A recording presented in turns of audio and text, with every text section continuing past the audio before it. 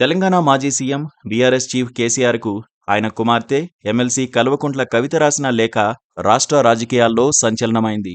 ఈ లేఖపై ఇప్పటికే అధికార కాంగ్రెస్, ప్రతిపక్ష బీజేపీ నేతలు తమదైన శైలిలో వ్యంగ్యబాణాలు సంధిస్తున్నారు.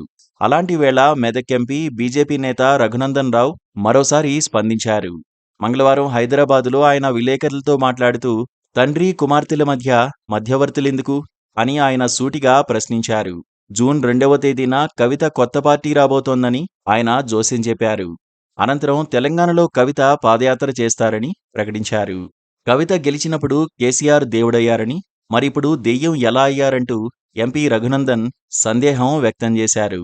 దెయ్యాల మధ్య 10 ఏళ్ల రాజకీయం ఎందుకు చేసినట్లంటూ కవితకు ఈ సందర్భంగా బీజేపీ రఘునందన్ చురకలంటించారు. ఏప్రిల్ 27వ తేదీన బీఆర్ఎస్ రజతోత్సవ సభ వరంగల్లో నిర్వహించారు.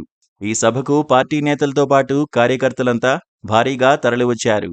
అనంతరం ఈ సభలో తన తండ్రి కేసీఆర్ ప్రసంగంతో పాటు కొన్ని అంశాలతో కూడిన లేఖను ఆయనకు బీఆర్ఎస్ ఎమ్మెల్సీ కవిత రాశారు. అయితే ఈ లేఖ ఇటీవల సోషల్ మీడియాలో వైరల్గా మారింది. ఈ లేఖను లక్ష్యంగా చేసుకుని బీఆర్ఎస్ పార్టీపై కాంగ్రెస్, బీజేపీ అగ్రనేతలు తమదైన శైలిలో విమర్శలు గుప్పిస్తున్నారు. ఆ తర్వాత కేసీఆర్తో ఆ పార్టీ ఎమ్మెల్యేలు, మాజీ మంత్రులు హరీష్ రావు, కేటీఆర్ వరుసగా సమావేశమవుతున్నారు.